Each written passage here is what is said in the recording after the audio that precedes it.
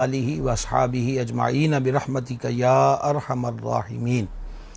حضور سرور عالم شفیع اعظم رحمت عالم صلی اللہ تعالی علیہ وآلہ وسلم کا نام نامی اسم گرامی کسی ڈائری میں کسی ورق پر لکھیے یا موبائل پر SMS کے اندر، واٹس ایپ پر، میسنجر پر، فیس بک پر، تو ساتھ درود شریف لکھنا نہ بھولیے۔ آقا کریم علیہ الصلاۃ والتسلیم کی ذات پاک اسم گرامی کے ساتھ درود شریف پڑھنے کی کیا برکات ہیں، اس بارے میں ہم نے مختلف واقعات اور روایات پہلے بھی ذکر کیے، آج بھی سماعت فرما لیجئے۔ عظیم محدث امام ابن عیینہ رحمۃ اللہ تعالی علیہ فرماتے ہیں کہ میرا ایک دوست تھا عالم دین، اس کا انتقال ہوا تو انتقال کے بعد انہیں خواب میں دیکھا اور ان سے پوچھا گیا کہ اللہ تبارک و تعالی نے آپ کے ساتھ کیا معاملہ فرمایا؟ کہا اللہ جل شانہ نے میری بخشش فرما دی۔ کہا سبب کیا تھا؟ تو فرمانے لگے کہ میں جب بھی آقا کریم علیہ الصلاۃ والسلام کا نام نامی اسم گرامی حدیث شریف لکھتے وقت لکھا کرتا تھا تو ثواب کی نیت سے اس کے ساتھ صلی اللہ تعالی علیہ وآلہ وسلم لکھا کرتا تھا۔ اس عمل کی بدولت اللہ تبارک و تعالی نے میری بخشش فرما دی۔ تو آپ سب حضرات سے گزارش ہے کہ SMS اور دیگر جو ذرائع ہیں سوشل میڈیا کے، جب جان عالم علیہ الصلاۃ والسلام کا نام گرامی اسم اطہر لکھا جائے تو اس کے اندر انگلش کے اندر مخفف جو ہے SW وغیرہ نہ لکھا کریں، پورا درود شریف لکھا کریں، انشاءاللہ تعالی اس سے بے شمار برکتیں حاصل ہوگیں۔ اب بھی ہم سب مل کر اپنے آقا و مولا صلی اللہ تعالی علیہ وآلہ وسلم کے دربار کرم میں ہدیہ اصلاۃ والسلام پیش کریں۔ الصلاۃ والسلام علیکہ یا سیدی یا رسول اللہ وعلی آلکہ و صحابکہ یا سیدی یا حبیب اللہ۔ احباب گرامی قدر، اس سلسلہ علم و ادب میں کل سے ہم بدشگونی اور نحوست کے بارے میں جو عوامی خیالات ہیں ان کا بھی کچھ ذکر کیا، اور اس کے ساتھ ساتھ اللہ رسول جل جلالہ و صلی اللہ تعالی علیہ وآلہ وسلم کے جو احکامات اس معاملے میں ہیں وہ بھی ذکر کیے۔ آج اسی کی یہ دوسری کڑی ہے جو انشاءاللہ عز و جل آپ کے گوش گزار کیے جائیں گے۔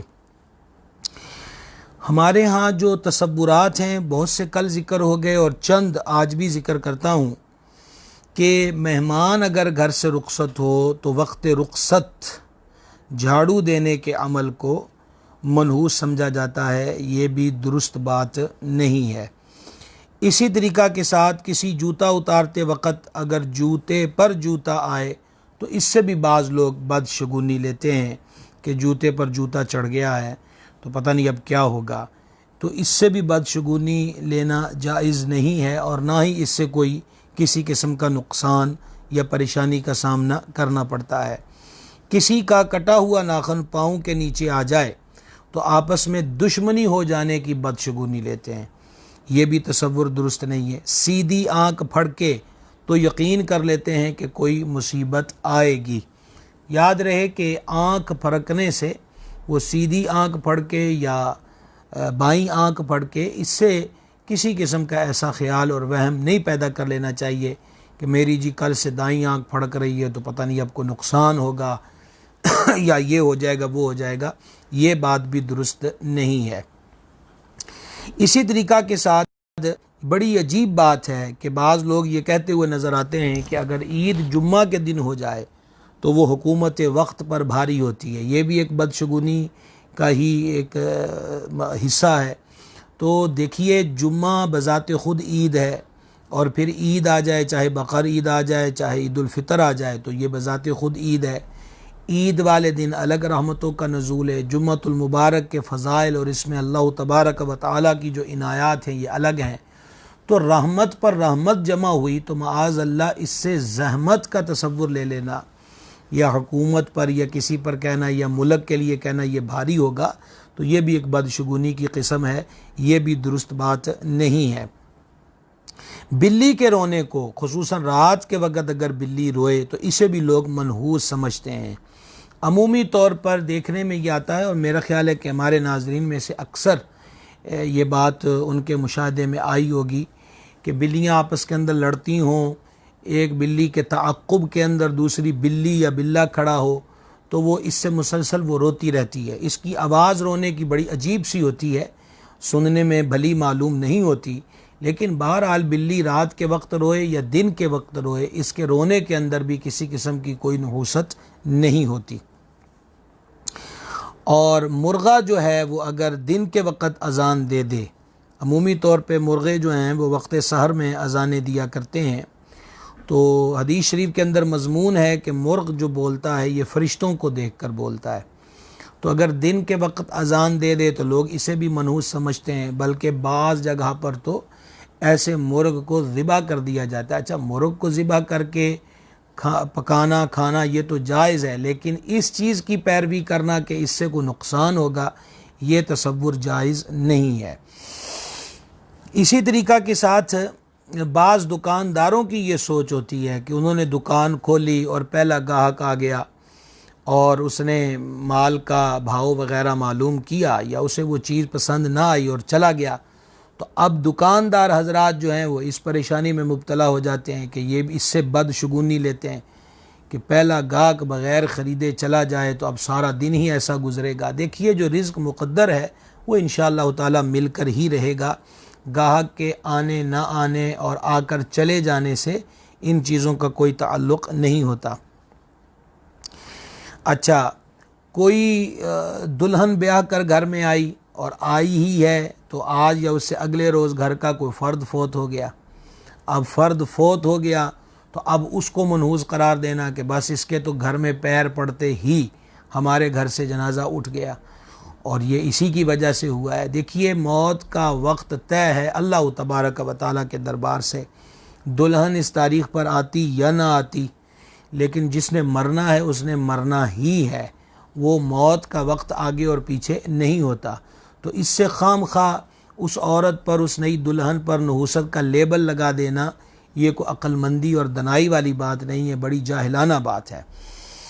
اچھا, حاملہ عورت کو میت کے قریب نہیں آنے دیتے, یہ معاشرے کے اندر بہت زیادہ عام ہے, اور وہ اس کا سبب یہ بیان کرتے ہیں کہ حاملہ عورت اگر میت کے قریب آئے گی تو اس سے اس کے پیٹ میں موجود بچے پر کوئی اثر پڑے گا, کوئی بد اثر پڑے گا.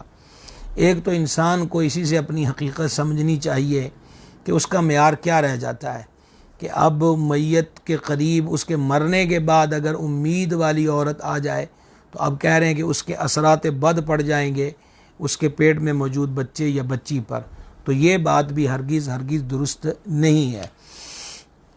جوانی کے اندر کوئی عورت بیوہ ہو جائے, اب آج کل بہت ساری چیزیں دیکھنے کو ملتی ہیں کہ تیز رفتاری کے باعث, مختلف امور کے باعث, ابھی بیاہ کر آ رہے تھے ایکسیڈنٹ ہو گیا, جوانی میں عورت بیوہ ہو جائے تو ایسی کو بھی معاذ اللہ منحوس کہتے ہیں, اور اس کو طرح طرح کے نام دے دیے جاتے ہیں, یہ شوہر کھانے والی ہے.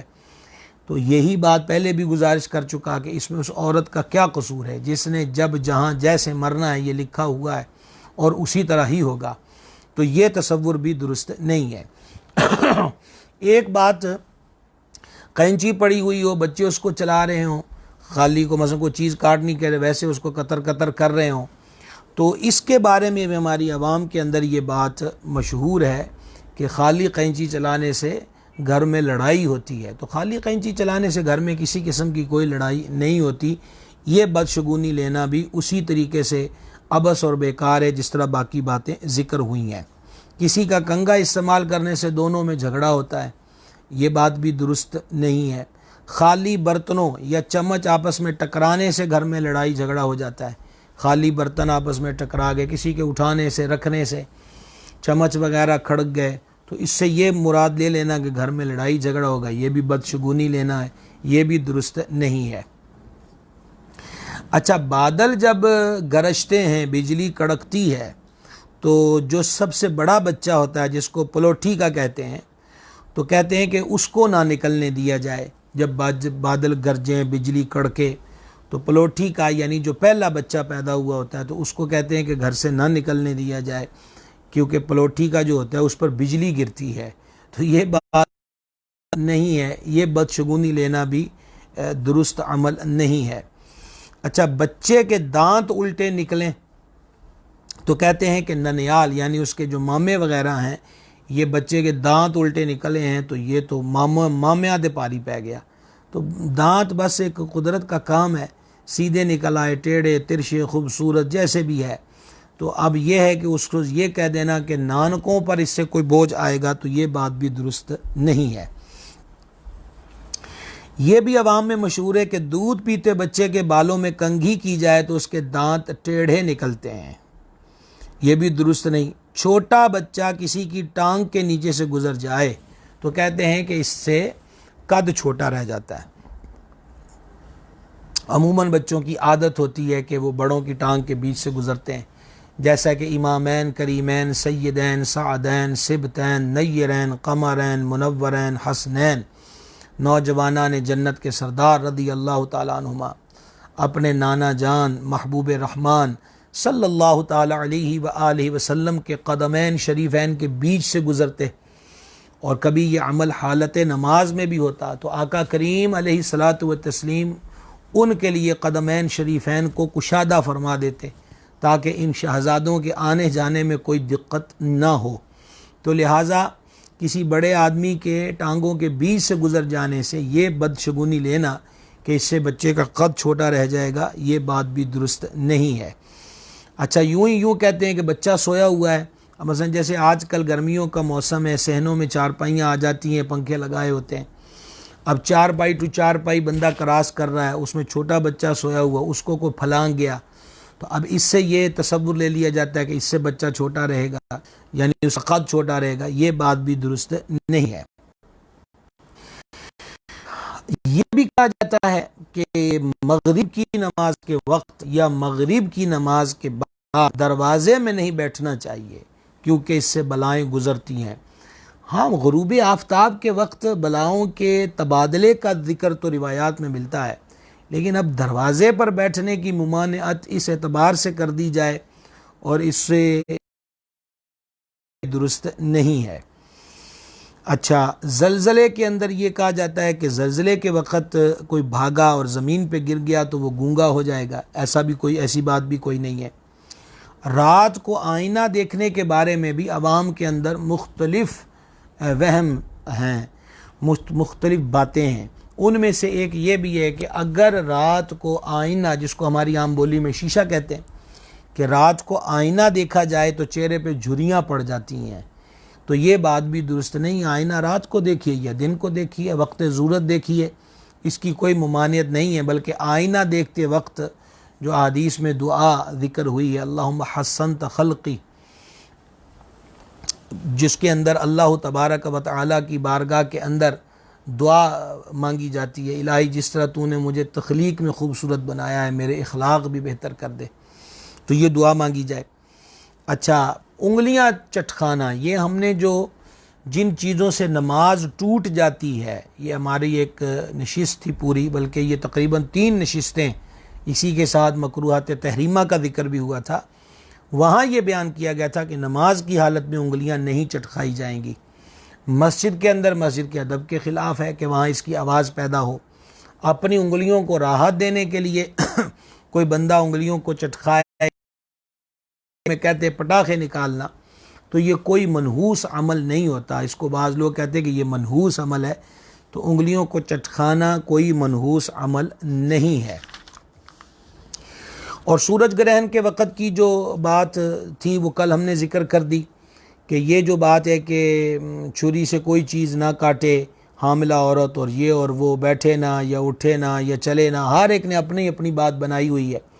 تو ان باتوں سے بھی سورج گرہن کس وجہ سے لگتا ہے وہ کل حدیث ہم نے ذکر کر دی تھی کہ اس وقت استغفار کیا جائے، نماز توبہ کی پڑھی جائے، اللہ کا ذکر کیا جائے، اس کا نام جو ہے وہ لیا جائے، ہمیں اس کا حکم دیا گیا۔ باقی یہ ساری عبث باتیں ہیں جو لوگوں کے اندر مشہور ہیں۔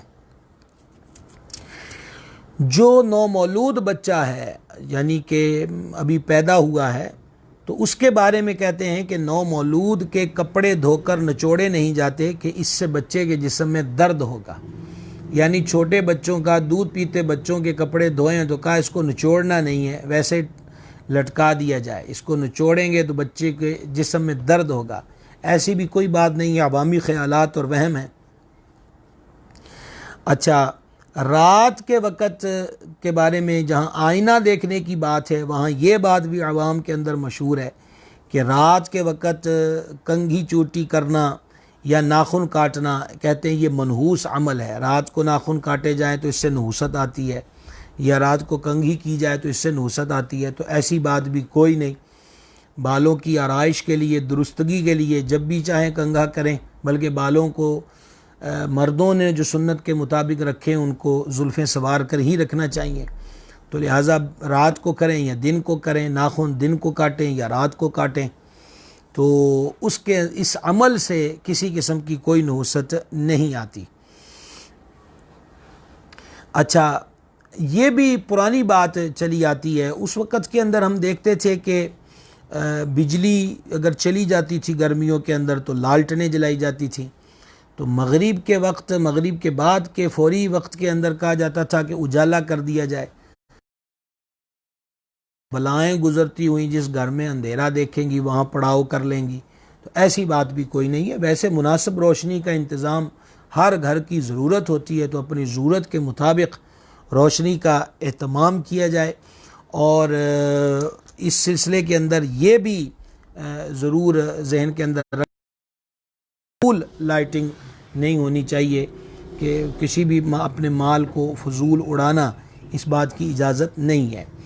عوامی سطح پر ایک چیز بڑی معروف ہے کہ وہ عورت گھر اور گھوڑے کو منحوس سمجھتے ہیں، اور دلیل کے طور پر وہ حدیث شریف بھی بیان کرتے ہیں۔ بخاری شریف کتاب النکاح کے اندر ہے کہ نبی پاک علیہ الصلاۃ والتسلیم نے فرمایا کہ نحوست عورت میں، گھر میں اور گھوڑے میں ہے۔ اچھا، اگر آپ اس حدیث پاک کی شرح سماعت کر لیں تو پھر حدیث بھی سمجھ میں آ جائے گی، اور اس کے ساتھ ساتھ جو عوامی خیال ہے وہ وہم بھی دور ہوتا ہوا نظر آئے گا۔ حکیم الامت مفتی محمد احمد یار خان صاحب نعیمی رحمۃ اللہ علیہ اس حدیث پاک کے تحت لکھتے ہیں کہ اس حدیث کے بہت معنی کیے گئے ہیں۔ ایک یہ کہ اگر کسی چیز سے نحوست ہوتی تو ان تین میں ہوتی۔ دوسرا اس کا معنی یہ کہ عورت کی نحوست یہ ہے کہ اولاد نہ جنے اور خاوند کی نافرمان ہو۔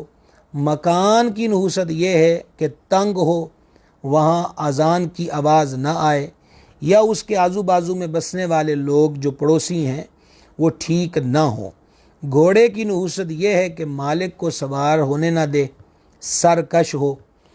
بہرحال یہاں شوم سے مراد بد فعل یعنی بد شگونی نہیں کہ اس وجہ سے رزق گھٹ جائے یا آدمی مر جائے، کہ اسلام میں بد فعلی ممنوع ہے، لہٰذا یہ حدیث لا طیرۃ کی حدیث کے خلاف نہیں۔ خیال رہے کہ بعض بندے اور بعض چیزیں مبارک تو ہوتی ہیں کہ ان سے گھر میں، مال میں، عمر میں زیادتیاں ہو جاتی ہیں، جیسے حضرت سیدنا عیسیٰ علی نبینا الکریم علیہ الصلاۃ والسلام فرماتے ہیں وَجَعَلَنِي مُبَارَكًا، اور اس نے مجھے مبارک کیا، مگر کوئی چیز اس کے مقابل معنی میں منحوس نہیں۔ ہاں، کافر، کفر، زمانہ عذاب منحوس ہے۔ رب تعالیٰ فرماتا ہے فی یوم نحس، کہ ایسے دن میں جس کی نحوست ان پر ہمیشہ کے لیے ہی۔ تو لہٰذا یہ اصل چیز یہ کہ اگر ہوتی تو ان میں ہوتی، اور ہوتی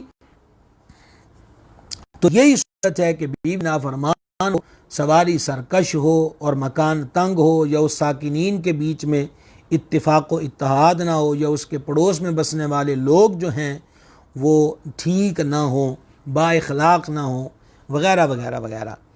ام المومنین مخدومۃ المسلمین سیدتنا صدیقہ بنت صدیق اکبر رضی اللہ تعالی عنہما کو جب یہ حدیث پہنچی کہ بیان کیا جاتا ہے کہ عورت گھر اور گھوڑے میں نحوست ہے، تو ام المومنین جلال میں آ گئیں اور ارشاد فرمایا اس خدائے بزرگ و برتر کی قسم جس نے محمد کریم صلی اللہ تعالی علیہ وآلہ وسلم پر مقدس قرآن نازل فرمایا کہ حضور کریم علیہ الصلاۃ والتسلیم نے اس طرح نہیں ارشاد فرمایا، بلکہ یوں ارشاد فرمایا کہ دور جاہلیت والے ان چیزوں سے نحوست اور بد شگونی لیتے تھے۔ اعلیٰ حضرت عظیم البرکت مجدد دین و ملت الشاہ امام احمد رضا قادری محدث بریلوی رحمۃ اللہ تعالی علیہ سے سوال ہوا کہ کیا فرماتے ہیں علماء دین اس مسئلہ میں کہ یہ جو مشہور ہے کہ گھر اور گھوڑا اور عورت منحوس ہوتے ہیں، اس کی کیا اصل ہے؟ امام اہل سنت رحمۃ اللہ تعالی علیہ نے اس کے جواب میں فرمایا، یہ سب محض باطل و مردود خیالات ہندوؤں کے ہیں، شریعت مطہرہ میں ان کی کوئی اصل نہیں۔ شرعاً گھر کی نحوست یہ ہے کہ تنگ ہو، ہمسائے برے ہوں۔ گھوڑے کی نحوست یہ ہے کہ شریر ہو، بد لگام، بد رکاب ہو۔ عورت کی نحوست یہ ہے کہ بد زبان ہو۔ باقی وہ خیال کہ عورت کے پہرے سے یہ ہوا، فلاں کے پہرے سے یہ سب باطل اور کافروں کے خیال ہیں۔ تو لہٰذا امید ہے کہ یہ تین وضاحتیں جو آپ کے سامنے بیان کر دی گئی ہیں، اس سے سمجھ میں آ گیا ہوگا کہ حدیث شریف کا بنیادی مقصد کیا ہے۔ اچھا، یہ ایک رواج اب تو ایسی چیزیں دیکھنے کو کم ملتی ہیں، ان کا استعمال نہ رہا، لیکن بر صغیر کے اندر نحوست کے بارے میں یا نحوست کے جو تصورات تھے اس میں ایک تصور یہ بھی تھا کہ مٹی کے برتن ہوتے تھے اکثر، تو میت کو جب غسل دیتے تھے تو وہ مٹی کے برتنوں سے پانی نکال کر مٹی کے لوٹے سے میت پہ ڈالتے تھے، اس کو غسل دیتے تھے۔ تو اعلیٰ اور اس کے بعد ان کو وہ توڑ دیتے تھے میت کو غسل دینے کے بعد، اور یہ کہتے تھے کہ چونکہ ان برتنوں سے میت کو غسل دیا گیا ہے لہٰذا ان برتنوں میں نحوست آ گئی ہے، اس لیے اس کو توڑ دیتے تھے۔ اس سلسلے میں اعلیٰ حضرت عظیم البرکت رحمۃ اللہ تعالی علیہ سے سوال ہوا تو آپ نے جواب دیا، یعنی وہ جو برتن توڑنے کا عمل ہے، کہ گناہ ہے کہ بلا وجہ تضیع مال، یعنی مال کو ضائع کرنا ہے، کہ اگر وہ ناپاک بھی ہو جائیں تاہم پاک کر لینا ممکن۔ حضور سید عالم صلی اللہ تعالی علیہ وآلہ وسلم فرماتے ہیں، یہ حدیث بڑے غور کے ساتھ سنیے گا، سرکار کا ہر فرمان ہی کمال ہے، اس کی بھی ایک اپنی ہی لذت ہے اور اس میں حسین تعلیمات ہیں۔ جان عالم صلی اللہ تعالی علیہ وآلہ وسلم نے فرمایا، ان اللہ کرہ لکم ثلاثہ، اللہ تبارک و تعالی تین باتیں تمہارے لیے ناپسند رکھتا ہے۔ اللہ کریم تین باتیں تمہارے لیے ناپسند رکھتا ہے، قیل وقال وکثرت السؤال واضاعۃ المال۔ قیل وقال یعنی فضول بک بک، اور دوسرا وکثرت السؤال اور سوال کی کثرت، اور تیسرا واضاعۃ المال مال کی اضاعت یعنی مال کو ضائع کرنا۔ اس حدیث کو امام بخاری اور امام مسلم دونوں نے روایت کیا۔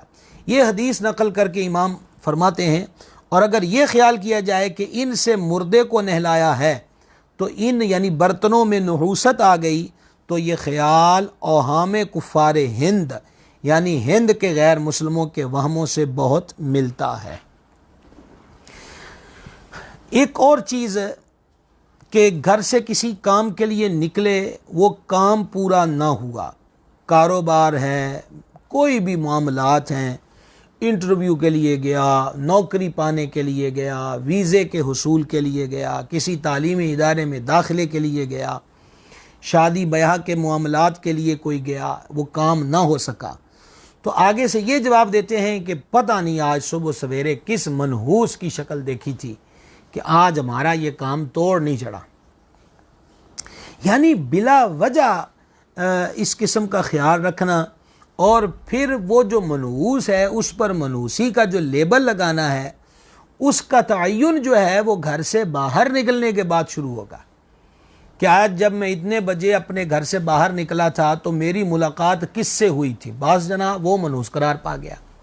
حالانکہ اللہ تعالیٰ نے جو عقل اور فہم سے نوازا ہے اور دیانتداری کا اگر دامن نہ چھوڑا جائے تو غور کر لیا جائے کہ جب بندے کی آنکھ کھلتی ہے تو اس کی آنکھ اپنے کمرے اور اپنے گھر کے اندر کھلتی ہے، اور سب سے پہلے اس کو اپنے گھر والوں کی شکل و صورت دیکھنے کا ہی اتفاق ہوتا ہے، لیکن گھر والوں کو منحوس نہیں کہیں گے، اب مطلب بچوں کو نہیں کہیں گے، معاذ اللہ میرے یہ کہنے کا ہرگز مطلب نہیں کہ ان کو منحوس سمجھا جائے، ہم تو اس کا رد کر رہے ہیں، ماں باپ کو دیکھیں گے، اب ماں باپ کو محبت کا ثواب عطا فرماتا ہے، بہن بھائیوں کو دیکھا ہے، یعنی وہ مائنس ہو گئے، منحوس شدہ لوگوں سے وہ مائنس ہو گئے۔ اور یہ بھی ممکن ہے جس طرح آج کل لوگوں کی عادتیں ہیں، بیڈ روموں کے اندر شیشے لگے ہوئے ہیں، سب سے پہلے اٹھتے ہی موصوف نے اپنی شکل دیکھی تھی کہ میں آنکھیں میری کھلی ہیں تو میں کیسا لگتا ہوں، لیکن خود کو نہیں کہیں گے میں نے سب سے پہلے اپنی شکل دیکھی تھی۔ بادشاہ شکار پر جا رہا تھا اور اس بادشاہ کا معمول تھا کہ جب وہ شکار پر نکلتا تو کوئی اس کے راستے میں نہیں کھڑا ہوتا تھا، اور دور دور تک سپاہی پہلے پھیل جاتے تھے اور راہ میں کام کاج کرنے اور آنا جانے والوں کو وہ راستے سے ہٹا دیتے تھے۔ بادشاہ شکار پر جا رہا تھا، ایک آدمی، اس کی آنکھ بھی خراب تھی، تو وہ بالکل راستے کے بیچ کھڑا تھا۔ بادشاہ سیخ پا ہو گیا اور اس نے کہا کہ او ہو، اس کی جرت کیسے ہوئی کہ یہ میرے راستے میں، اور یہ تو ہے بھی، اس کی ایک آنکھ بھی ضائع ہے، اب تو بس پتہ نہیں آج کا یہ میرا شکار کا سفر کیسا رہے گا، اس گستاخ کی سزا یہ اس کو پکڑ کر ستونوں سے باندھ دو، اور جب میں شکار سے واپس آؤں گا تو پھر اس کی تقدیر کا فیصلہ کروں گا۔ بادشاہ شکار پر گیا اور عجب حسن اتفاق تھا کہ معمول سے ہٹ کر ہوا، یعنی آج شکار بڑا اعلیٰ درجے کا ہوا، مطلوبہ اور اس کی مرغوب چیزیں جو تھیں گویا ایسے ہی تھا کہ جیسے خود اس کے پاس سمٹ کر آ رہی ہوں اور وہ ان کا شکار کر رہا ہو۔ تو شام ہو گئی اور بادشاہ اور اس کے چیلے چانٹے اور سپاہی سب خوشی کے بگل جا رہے تھے۔ بادشاہ بڑا مسرور تھا اور ڈھیر پرندے اور جانور وہ چھکڑا جو تھا اس کے اندر ڈالے ہوئے اس کی شاہی سواری کے پیچھے آ رہے تھے۔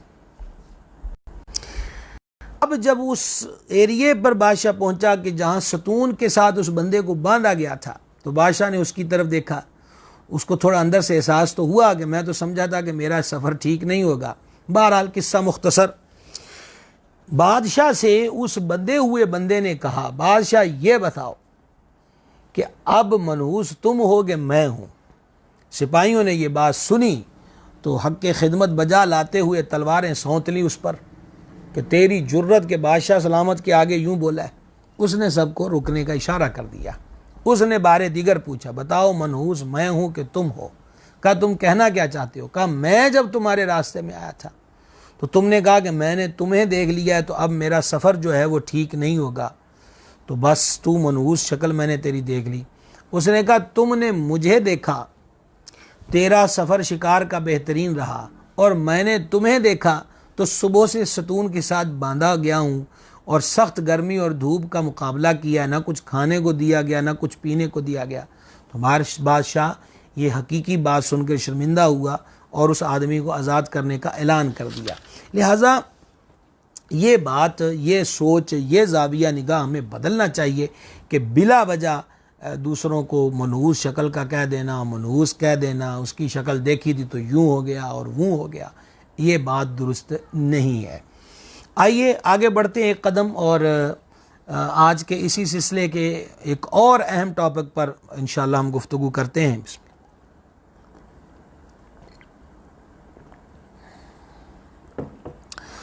وہ ہے کہ کیا کسی کو نظر لگ جاتی ہے؟ دیکھیے، یہ جو نظر لگنا ہے، نظر لگنے کا ثبوت بھی ہے اور نظر لگنے کا علاج بھی احادیث مبارکہ کے اندر بیان کیا گیا ہے۔ یاد رہے، نظر کا لگنا اور چیز ہے اور کسی کو منحوس سمجھنا اور چیز ہے۔ نظر لگنے کے بارے میں آپ کو ایک حیرت انگیز واقعہ مختصر کر کے گوش گزار کرنے لگا ہوں، بڑی توجہ کے ساتھ سنیے گا۔ اللہ رب العزت نے جس قصے کو احسن القصص فرمایا وہ حضرت سرکار نبی جین الکریم علیہ الصلاۃ والسلام کا واقعہ ہے۔ آپ جانتے ہیں کہ جب آپ کو اللہ تبارک و تعالی نے تخت بخشا تو حضرت یوسف علیہ السلام کے آبائی علاقے میں بھی قحط پڑا تھا، اور المختصر کے ان کے بھائی وہاں پر پہنچے، اور پھر آپ نے فرمایا باقیوں کو بھی لے کر آنا، پھر میں تمہیں زیادہ غلہ دوں گا۔ تو اب یہ ہوا کہ حضرت سیدنا یعقوب علیہ نبی الکریم علیہ الصلوۃ والتسلیم کے 10 بیٹے جو تھے وہ روانہ ہوئے مصر کی طرف، اس دور کے اندر مصر شہر کے 4 دروازے تھے جہاں سے باہر سے آنے والے لوگ شہر کے اندر انٹر ہوا کرتے تھے۔ حسن یوسف تو کسی سے یہ بات مخفی و پوشیدہ نہیں ہے، ظاہری بات ہے کہ باقی بیٹے بھی حضرت یعقوب علیہ السلام کے ہی تھے، وہ بھی بہت خوبصورت تھے، لیکن حسن یوسف ہے۔ تو سرکار سیدنا یوسف علی نبینا الکریم علیہ الصلاۃ والتسلیم کی بارگاہ سے جب ان کے 10 بیٹے مصر روانہ ہونے لگے تو آپ کو یہ خدشہ لاحق ہوا کہ اگر میرے یہ 10 جوان خوبصورت بیٹے ایک دروازے سے داخل ہوں گے تو دیکھنے والوں کی ان کو نظر لگ جائے گی، چنانچہ اس لیے حضرت سیدنا یعقوب علیہ الصلاۃ والسلام نے اپنے ان 10 بیٹوں سے ارشاد فرمایا، یہ 13واں سپارہ سورہ یوسف کی 67 نمبر آیت ہے، یا بنیا لا تدخلوا من باب واحد وادخلوا من ابواب متفرقہ، اے میرے بیٹو ایک دروازے سے نہ داخل ہونا اور جدا جدا دروازوں سے جانا، یعنی وہ جو مصر کے شہر کے 4 دروازے ہیں تو تم ایک ہی دروازے سے 10 کے 10 انٹر نہ ہونا بلکہ 4 دروازوں سے بدل کر مصر کے اندر داخل ہونا۔ حکیم الامت مفتی احمد یار خان نعیمی رحمۃ اللہ علیہ اس آیا کے تحت لکھتے ہیں، اس سے معلوم ہوا کہ نظر حق ہے اور اس میں اثر ہے، یہ بھی معلوم ہوا کہ نظر بد سے بچنے کی تدبیر کرنا سنت پیغمبر ہے۔ صد الافاضل حضور سیدی نعیم الدین مراد آبادی رحمۃ اللہ تعالی علیہ اس آیت کے تحت لکھتے ہیں تاکہ نظر بد سے محفوظ رہو، وہ جو فرما کہ الگ الگ دروازوں سے داخل ہونا۔ پھر صد الافاضل لکھتے ہیں کہ بخاری و مسلم کی حدیث میں ہے کہ نظر حق ہے، پہلی مرتبہ حضرت یعقوب علیہ السلام نے یہ نہیں فرمایا تھا، جب وہ پہلے گئے تھے تب ان کو یہ نہیں فرمایا تھا، اس لیے کہ اس وقت تک کوئی یہ نہ جانتا تھا کہ یہ سب بھائی اور ایک باپ کی اولاد ہیں، لیکن چونکہ اب مصر کے لوگ جان چکے تھے اس لیے نظر ہو جانے کا احتمال تھا، اس واسطے آپ نے علیحدہ علیحدہ ہو کر داخل ہونے کا حکم دیا۔ اس سے معلوم ہوا کہ آفتوں اور مصیبتوں سے دفع کی تدبیر اور مناسب احتیاطیں انبیاء کرام علیہ الصلاۃ والسلام کا طریقہ ہیں، اور اس کے ساتھ ہی آپ نے امر یعنی معاملہ اللہ کو تفویض کر دیا کہ باوجود احتیاطوں کے توکل و اعتماد اللہ پر ہے، اپنی تدبیر پر بھروسہ نہیں ہے۔ اچھا، یہ بات تو ہو گئی سرکار سیدنا یعقوب علیہ السلام کے شہزادوں کی۔ اب آپ کو اس سے بھی حیرت ناک بات، ایک واقعہ آپ کے گوش گزار اور پھر اس پر جو آیت مبارکہ نازل ہوئی وہ آپ کے گوش گزار کرنا چاہتا ہوں۔ مفسرین کرام نے لکھا ہے کہ عرب کے اندر کچھ لوگ نظر لگانے میں مشہور تھے، بلکہ شعراء آفاق تھے۔ ان کی یہ حالت تھی کہ وہ نظر دعویٰ کر کے لگایا کرتے تھے کہ لے بھئی تو اپنا چارہ کر، اسی ان تیرے نظر لان لگیں۔ تو جس چیز کو انہوں نے گزند یعنی نقصان پہنچانا ہوتا تو وہ نقصان کے ارادے سے دیکھتے ہی وہ چیز وہ جانور و انسان و ہلاک ہو جاتے۔ ایسے بہت سے واقعات ان کے تجربے میں آ چکے تھے۔ اب حالت یہ تھی کہ کفار جو تھے وہ اسلام کو بڑھتے ہوئے دیکھ کر انہیں کسی کروڑ چین نہیں تھا، بڑے بڑے حربے انہوں نے کیے، ہمارے آقا و مولا صلی اللہ تعالی علیہ وآلہ وسلم کو اذیتیں دیں، تکلیفیں پہنچائیں، سب کچھ کیا، ہر حربہ استعمال کیا۔ چنانچہ کفار نے یہ حربہ بھی استعمال کیا کہ اسپیشلی ان لوگوں کو مکہ میں انوائٹ کیا، ان کو وہاں بلایا اور کہا کہ تم نے یہ جو نظر بد ہے نا یہ نبی پاک علیہ السلام کو لگانی ہے۔ معاذ اللہ ان کا ارادہ اس طریقے کو اختیار کر کے حضور اقدس صلی اللہ تعالی علیہ وآلہ وسلم کی ذات پاک کو نقصان پہنچانا اور اپنے زوم کے اندر حضور علیہ السلام کو شہید کرنے کا قصد تھا۔ اچھا، ان لوگوں کی عادت تھی کہ یہ کم و بیش پہلے 3 دن بھوکے رہتے تھے جب کسی کو نظر لگانی ہوتی۔ یہ لوگ آ گئے اور 3 دن مکے میں پہلے سٹے کیا، اور سٹے کر کے انہوں نے اپنے آپ کو پہلے بھوکا رکھا، اور جب بھوکا رکھا اور پھر وہ حضور پر نور علیہ السلام کی خدمت میں حاضر ہوئے۔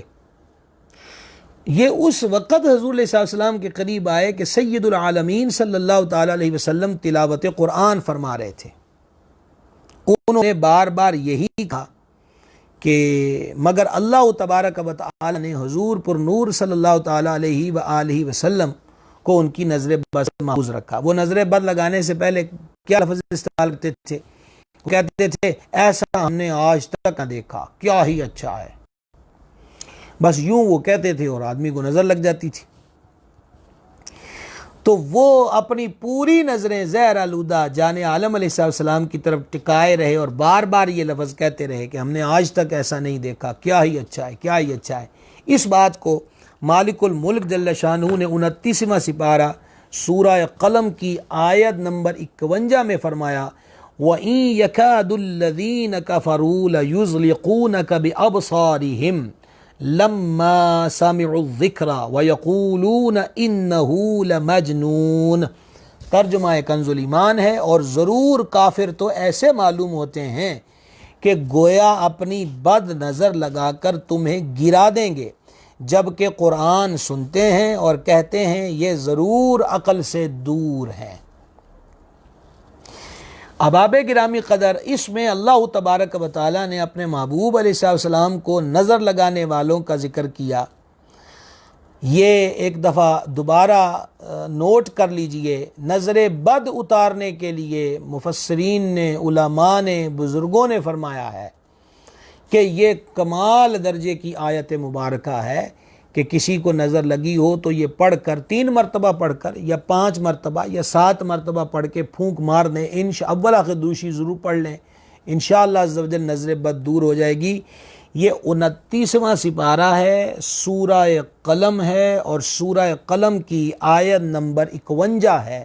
یہ آیت مبارکہ پڑھ کے دم کر دی جائے تو انشاءاللہ عز و جل جس کو نظر لگی ہوگی نظر اتر جائے گی۔ حکیم الامت مفتی احمد یار خان نعیمی رحمت کا قلم عشق و مستی میں ڈوبا ہوا قلم ہے۔ وہ اس کی تفسیر کرتے کرتے کمال کی بات بیان کرتے ہیں، فرماتے ہیں کہ اس پر معلوم ہوا کہ بد نیتی سے حضور صلی اللہ تعالی علیہ وآلہ وسلم کا چہرہ انور دیکھنا کفر ہے۔ اعتقاد سے رخ انور کی زیارت صحابی بنا دیتی ہے۔ یہی حال قرآن شریف کا ہے۔ بد نیتی سے اس کا پڑھنا کفر ہے، نیک نیتی سے عبادت۔ اس سے 2 مسئلے معلوم ہوئے، ایک یہ کہ نظر بد حق ہے، اور دوسرے یہ کہ رسول اللہ صلی اللہ تعالی علیہ وآلہ وسلم رب کے ایسے محبوب ہیں کہ رب انہیں نظر بد سے بچاتا ہے، کیونکہ کفار نے ان لوگوں سے نظر بد لگانے کو کہا تھا جن کی بری نظر لوگوں کو ہلاک کر دیتی تھی۔ اللہ تبارک و تعالی نے اپنے حبیب صلی اللہ تعالی علیہ وآلہ وسلم کو ان کے شر سے محفوظ رکھا۔ یہ آیت نظر بد سے بچنے کے لیے اکثیر یعنی مفید ترین ہے۔ اچھا جی، صحیح مسلم کتاب السلام کے اندر حدیث شریف ہے، نبی پاک صلی اللہ تعالی علیہ وآلہ وسلم نے ارشاد فرمایا نظر حق ہے، العین الحق، نظر حق ہے۔ اگر کوئی چیز تقدیر سے بڑھ سکتی تو اس پر نظر بڑھ جاتی، اور جب تم دھلوائے جاؤ تو دھو دو۔ حضرت مفتی صاحب علیہ رحمت نے اس کے تحت بہت سی باتیں لکھی ہیں، سماعت کر لیجئے کہ اس حدیث کا مفہوم بھی سمجھ میں آ جائے گا۔ نظر بد کا اثر برحق ہے، اس سے منظور یعنی جسے نظر لگی اس کو نقصان پہنچ جاتا ہے۔ نمبر 2، نظر کا اس اثر اس قدر سخت ہے کہ اگر کوئی چیز تقدیر کا مقابلہ کر سکتی تو نظر بد کر لیتی کہ تقدیر میں آرام لکھا ہو مگر یہ تکلیف پہنچا دیتی، مگر چونکہ کوئی چیز تقدیر کا مقابلہ نہیں کر سکتی اس لیے یہ نظر بد بھی تقدیر نہیں پلٹ سکتی۔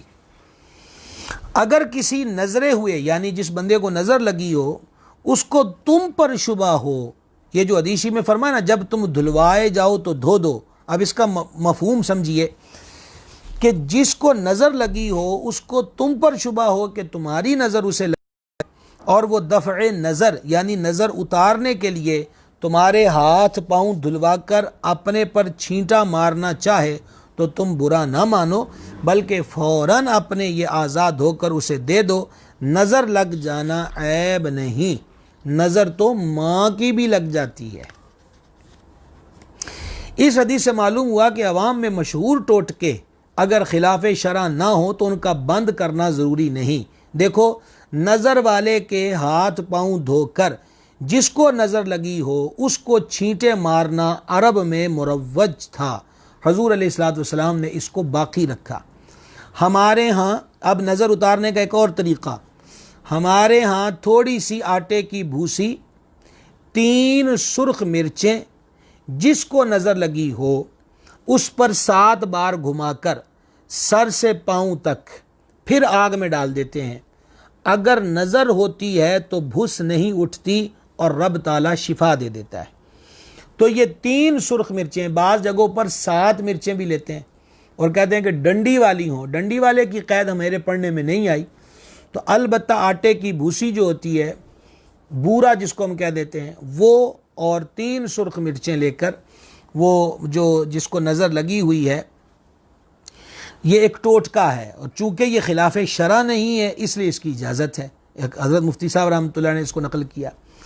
تو اب اس پر یہ کہ مرچوں وغیرہ پہ کچھ پڑھنے کی ضرورت نہیں ہے۔ بعض لوگ تھوڑا سا اور کام کو آگے بڑھانے کے لیے پھر یہ بھی کہتے ہیں کہ اس پر یہ پڑھ کے پھونکے مارو، تو ضرورت نہیں ہے، یہ ایک ٹوٹکا ہے اور جائز ہے، کیونکہ اس میں شریعت کے خلاف کوئی عمل نہیں پایا جاتا، تو یہ کر لینے سے بھی نظر بد کا اثر دور ہو جاتا ہے۔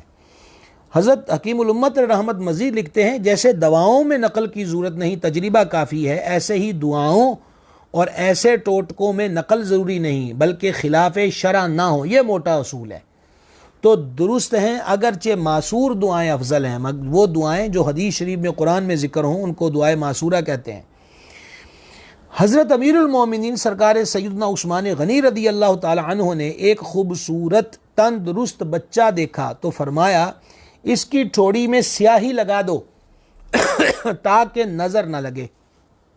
یہ بھی ایک عمل نظر میں آ گیا، اور عموماً مائیں جو ہوتی ہیں وہ سرما سلائی لے کے ٹھوڑی پر یا کان کے پیچھے وہ جو سیاہی ہے سرمے کی وہ تھوڑی سی لگا دیتے ہیں۔ تو یہ سرکار ذوالنورین رضی اللہ تعالیٰ عنہ نے اس عمل کی تعلیم دی۔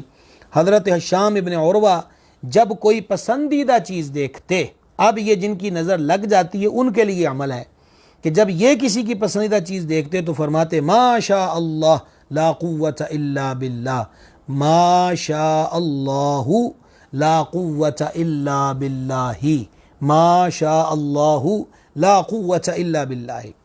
علماء فرماتے ہیں کہ بعض نظروں میں زہریلا پن ہوتا ہے جو اثر کرتا ہے۔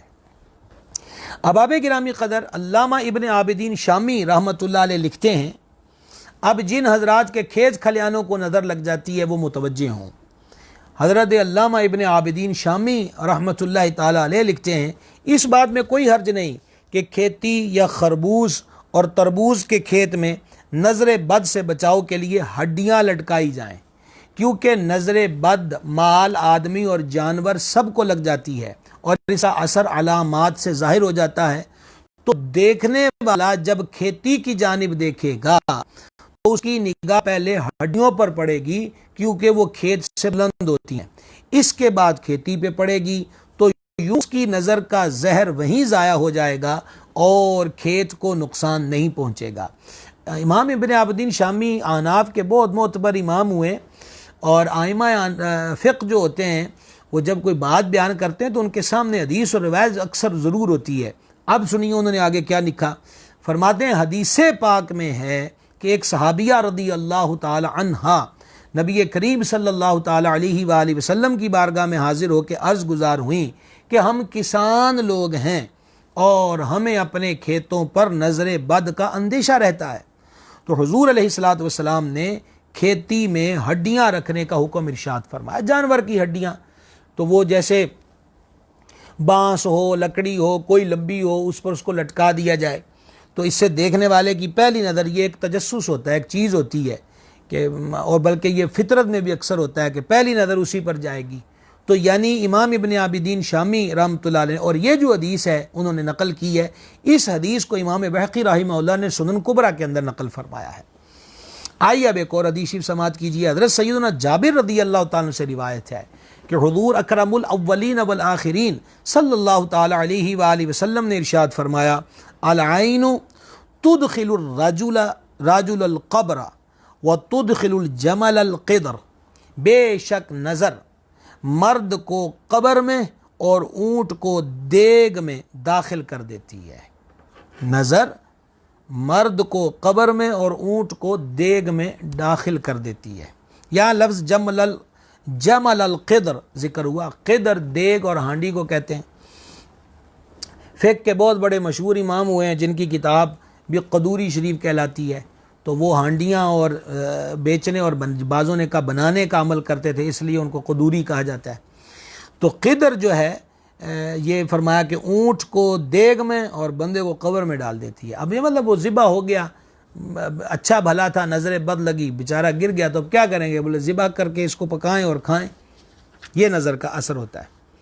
سیدتنا اسماء بنت امیس رضی اللہ تعالی عنہ نے بارگاہ رسالت میں عرض کی، یا رسول اللہ علیہ الصلوۃ والسلام، اولاد جعفر کو جلد نظر لگ جایا کرتی ہے۔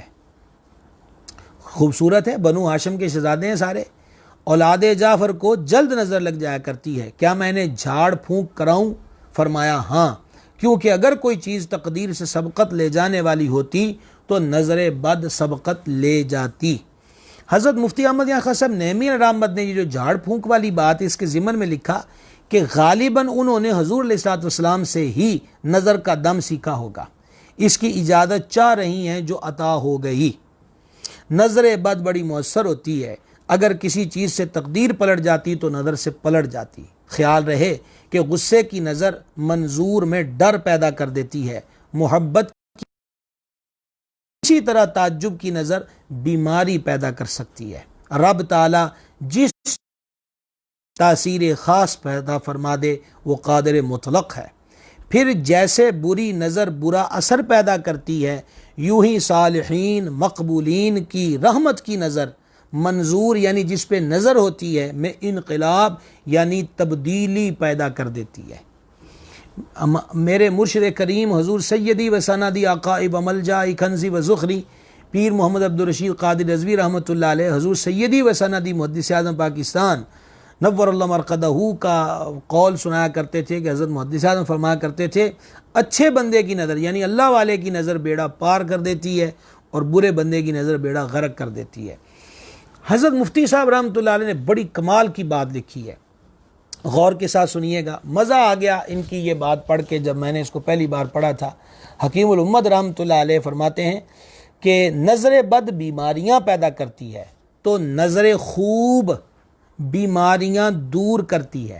اب بڑا حسین نکتہ انہوں نے لکھا، شیطان نے بارگاہ الہی میں عرض کی، انذرنی، مجھے مہلت دے، یعنی جب وہ راندہ درگاہ ہو گیا تو اس نے طویل عمر مانگی اور اس نے لفظ کا استعمال کیے انظرنی، مجھے مہلت دے، اس کا مطلب یہ تھا کہ مجھے مہلت دے، لمبی زندگی دے۔ حکیم الامت علیہ رحمت نے کیا خوب نکتہ بیان کیا۔ آپ فرماتے ہیں کہ اس نے کہا انظرنی، مجھے مہلت دے، اگر کہتا انظر الیہ، انظر الیہ، انظرنی کی بجائے یوں کہتا انظر الیہ، یعنی میرے رب مجھے نظر رحمت سے دیکھ لے، تو اس خبیث کا بھی بیڑا پار ہو جانا تھا۔ لیکن اس نے نظر رحمت کا سوال نہیں کیا بلکہ یہ کہا کہ انظرنی، مجھے لمبی زندگی دے، مطلب مہلت دے۔ ایک شخص نے کہا کہ میں بڑے بڑوں کو دیکھا، کسی میں کچھ نہیں ہے۔ یہ عمومی طور پہ ہمارے معاشرے کے اندر بھی لوگ ہوتے ہیں کہ میں نے فلاں کو بھی دیکھا، فلاں کو بھی دیکھا، اس کے پلے کچھ نہیں، اس کے پلے کچھ نہیں۔ اچھا، تو ایسے ہی وہ بندہ کہہ رہا تھا میں نے جی بڑے بڑے ویکھے، کسی جو کچھ نہیں۔ تو سننے والے نے اس کو بڑا کمال کا جواب دیا۔ اس نے کہا اب بات اصل میں یہ ہے کہ کسی نے تجھے نہ دیکھا، اگر کوئی نظر والا تجھے دیکھ لیتا تو تیرا یہ حال نہ ہوتا۔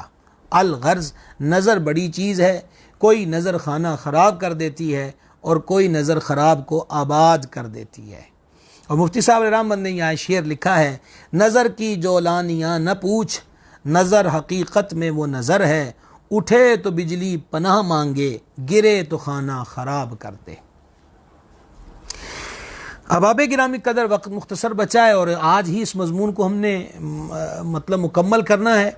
حضرت سیدنا عثمان بن عبداللہ سے روایت ہے کہ میرے گھر والوں نے مجھے پیالہ دے کر ام المومنین سیدتنا ام سلمہ رضی اللہ تعالیٰ عنہ کے پاس بھیجا۔ جب کسی آدمی کو نظر یا کوئی شے لگ جاتی تو ان کے پاس لگن بھیجتے تھے، برتن۔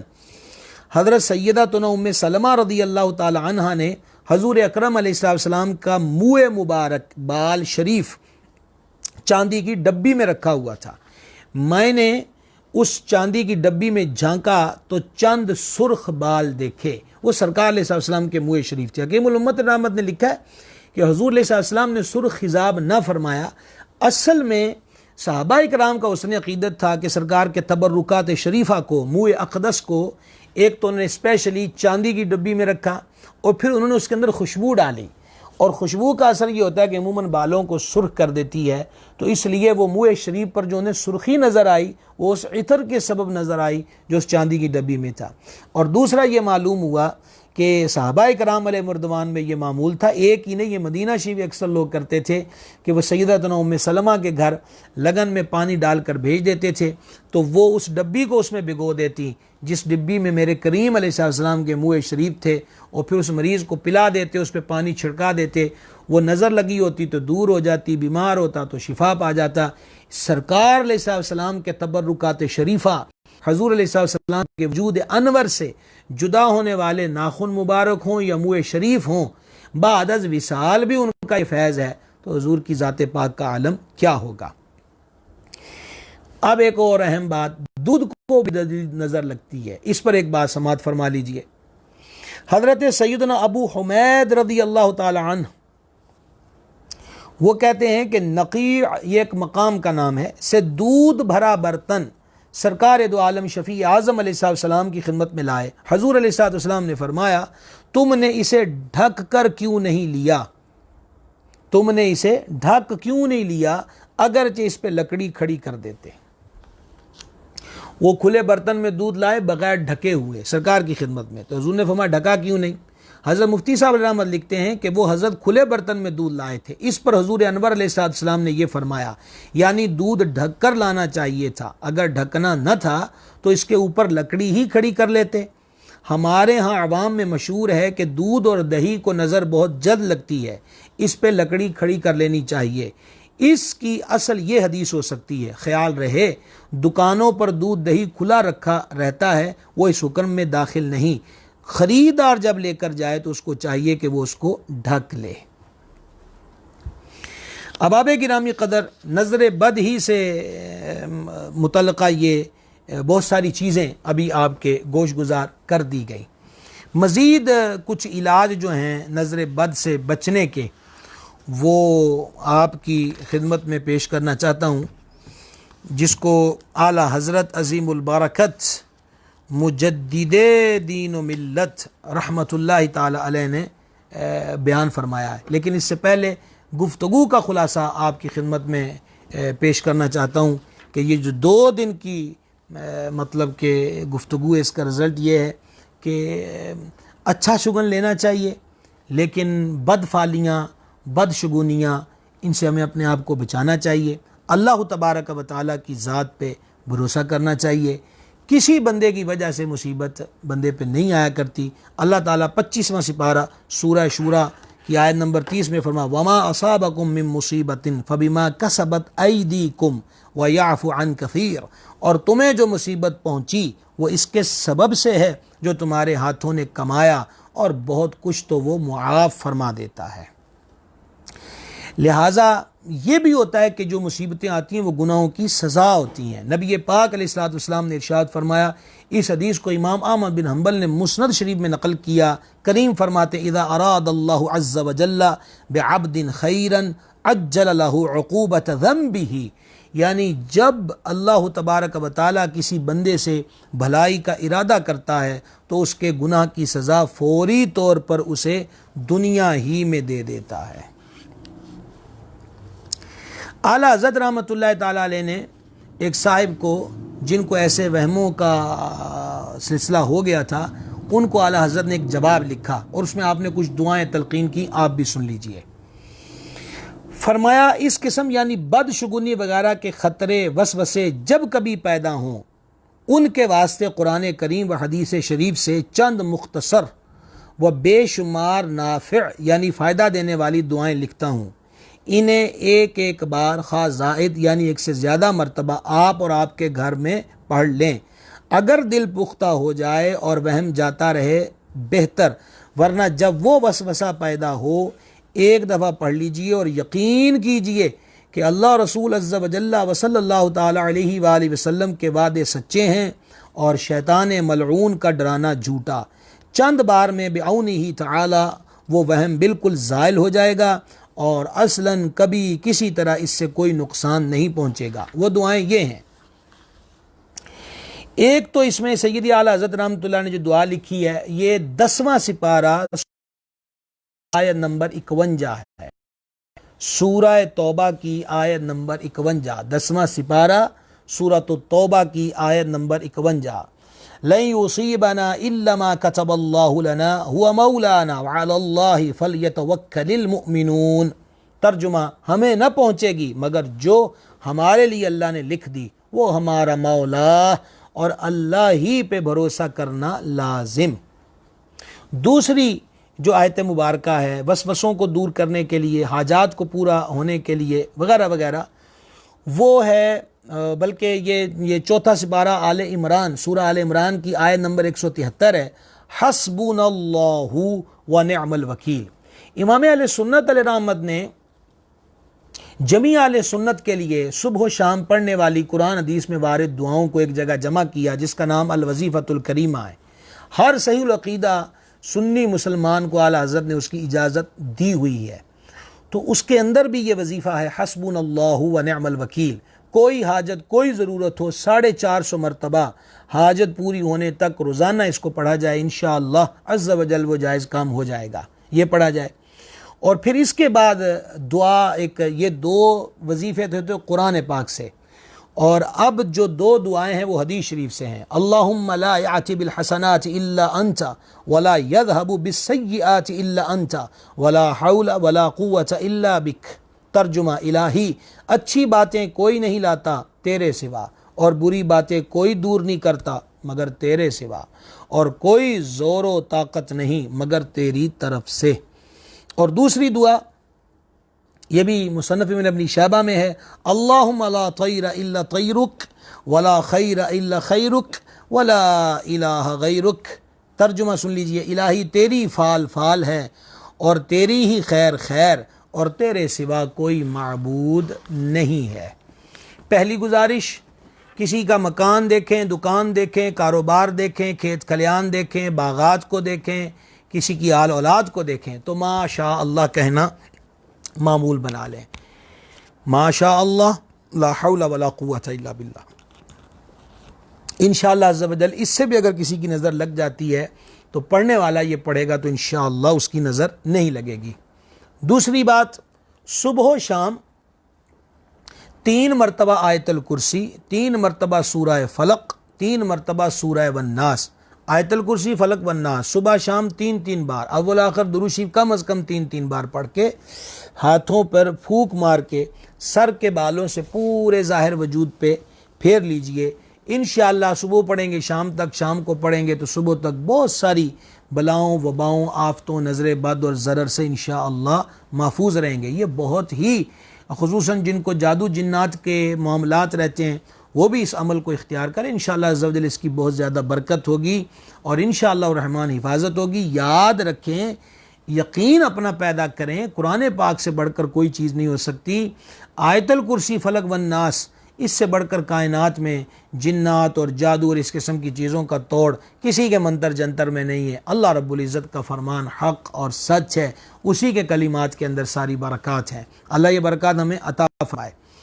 اور یہ دعا پہلے بھی ذکر ہو چکی، جو ہم نے مطلب سورہ قلم کے حوالے سے بھی آیت بتائی، یہاں بھی 2 سورتوں کے حوالے بتا دیے۔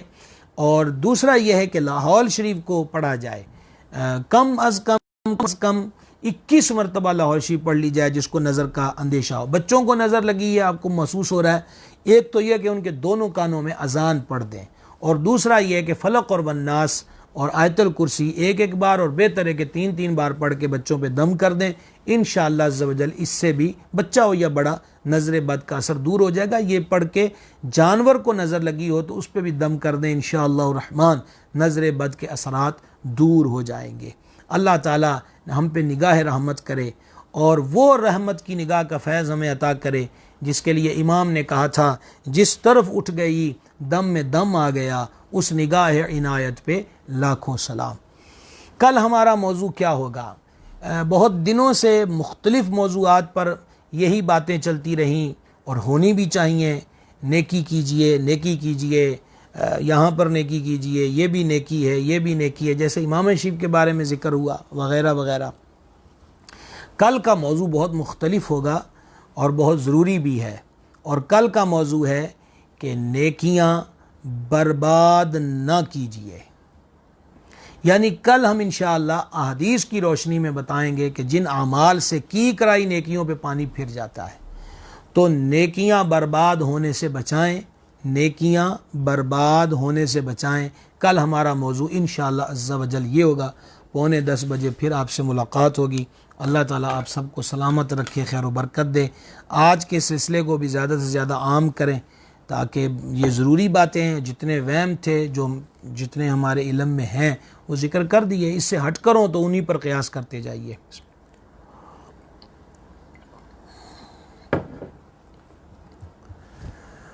جناب محمد عظیم اعظم علوی صاحب ہیں جی، محمد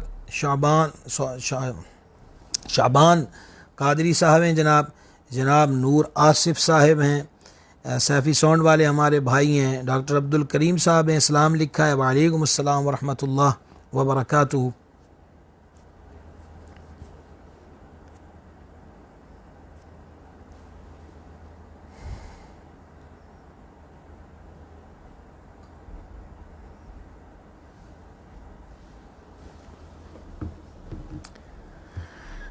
اللہ تبارک و تعالی جو باتیں ذکر ہوئیں یاد رکھ کر عمل کی ہم سب کو توفیق عطا فرمائے۔ صلی اللہ تعالی علی النبی الامی وآلہ صلی اللہ تعالی علیہ وسلم، صلاۃ و سلام علیک یا سیدی یا رسول اللہ۔ بندہ نواز ہماری حاضری قبول فرما، اپنے محبوب کا صدقہ ہمارے گناہوں کو معاف فرما، خطاؤں سے درگزر فرما، نیک کاموں کی توفیق دے، برے کاموں سے محفوظ رکھ، ہمارے مشائخ کرام کے درجات بلند فرما، ہمارے ماں باپ پہ رحمت کرم اور فضل فرما، تمام مسلمان مردوں تمام مسلمان عورتوں کی بخشش فرما، بیماروں کو شفا دے دے، بے قراروں کو قرار دے دے، بے روزگاروں کو روزگار دے دے، بے اولادوں کو نیک اولاد دے دے، مقروضوں کو قرضوں سے نجات دے دے، ہمارے دکھوں کو سکھوں میں بدل دے، مشکلوں کو آسانیوں میں بدل دے، بگڑے بخت سوار دے۔